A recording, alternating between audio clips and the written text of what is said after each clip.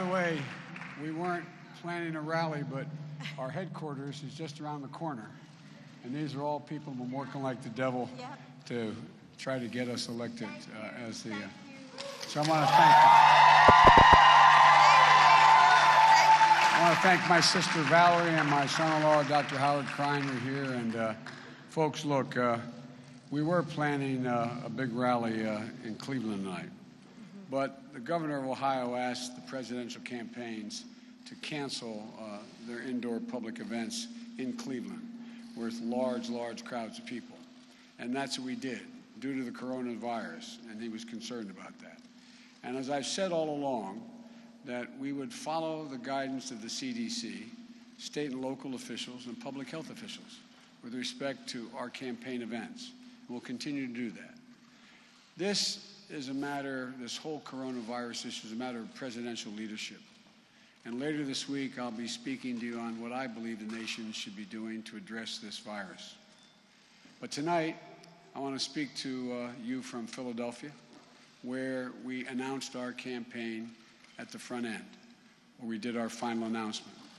To all those who have been knocked down, to all those who have been counted out, left behind, this is your campaign. Just over a week ago, many of the pundits declared that this candidacy was dead. Now we're very much alive.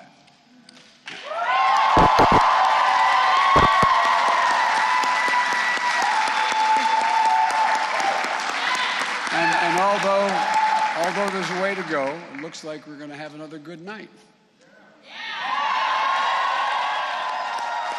With victories in Mississippi, Missouri, Michigan, and we're waiting to hear from North Dakota, Idaho, and Washington State. As I said from the beginning, this election is one that has character on the ballot. The character of the candidates, the character of the nation is on the ballot. It's more than a comeback, in my view, our campaign. It's a comeback for the soul of this nation. This campaign is taking off, and I believe we're going to do well from this point on. Take nothing for granted. Want to earn every single vote in every single state. But if you're willing, if you want to join us, go to joebiden.com. Sign up, volunteer, and contribute if you can. We need you, we want you, and there's a place in our campaign for each of you. And I want to thank Bernie Sanders and his supporters for their tireless energy and their passion. We share a common goal, and together, we'll defeat Donald Trump. We'll defeat him together. We're going to bring this nation together. We're regenerating a Democratic base, the Democratic Party, the African-American community, high school educated folks like the ones I grew up with in Claymont, not far from here. In my old neighborhood, labor, suburban women, veterans, firefighters, union members, and so many more. People of every economic station. The poor who are struggling, and they are struggling in this environment. The middle class who worries about whether or not they're going to be able to hang on and stay there, maintain their economic security. They're the reason Jill and I got involved in this campaign in the first place. And they're the reason why I became a Democrat so long ago. And I can't tell you, I really mean this from the bottom of my heart, I can't tell you how much I appreciate the confidence they've shown in me thus far and the way they turned out to vote for me. In my first campaign, when I was a kid, a long time ago, I had a billboard that said one thing on it. Had a picture of my wife and children, and it said, "For all our families." That's all it was, for all our families. That included Democratic families, families of independent voters, Republican families, everyone of every stripe, for all our families. And look, that's what we were able to accomplish in South Carolina. That's what we did on Super Tuesday. And it appears, although it's a little premature, it appears that's what we're able to do tonight.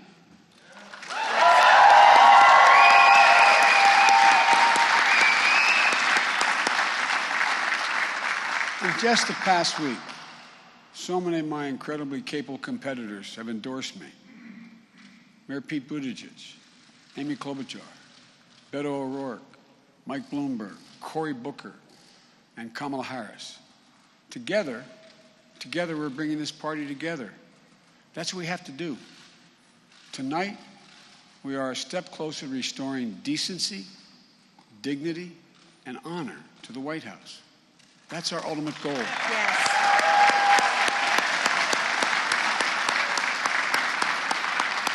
And at this moment, when there's so much fear in the country, when there's so much fear across the world, we need American leadership. We need presidential leadership that's honest, trusted, truthful, and steady. Reassuring leadership. If I'm given the honor of becoming your president, I promise you I'll strive to give the nation that very leadership. Every day, I have a privilege to hold office.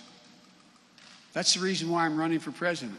I believe we're in an incredible moment in American history, a phenomenal opportunity to deliver a bold, progressive vision to the American people, guaranteeing that every American has health care, affordable health care, total health care, not a privilege but a right.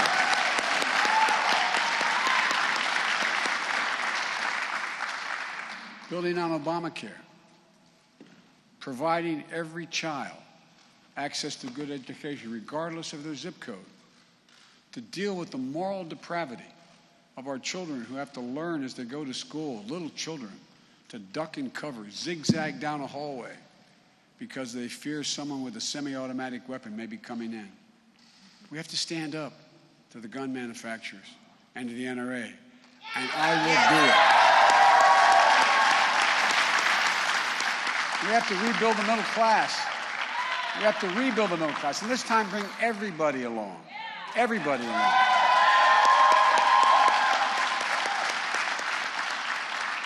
And my fellow Americans, we have to once again lead the world. Donald Trump's America First policies made America alone. You know, in the fight against climate change, we have to rally the rest of the world to act, and act now.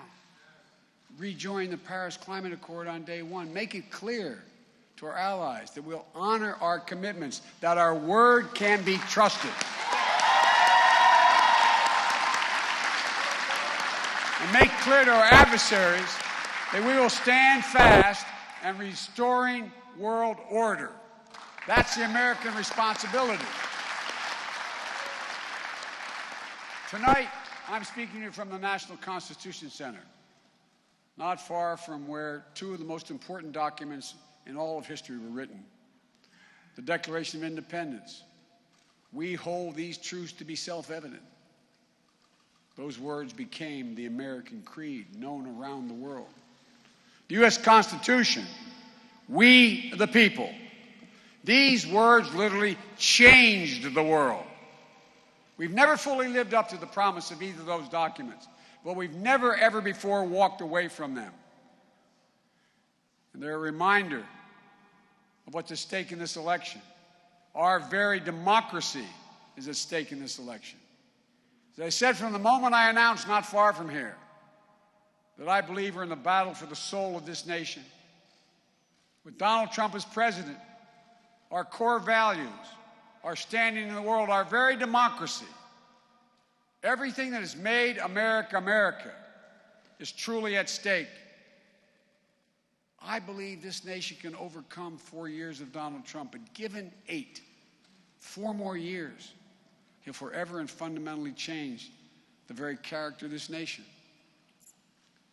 We can't let that happen.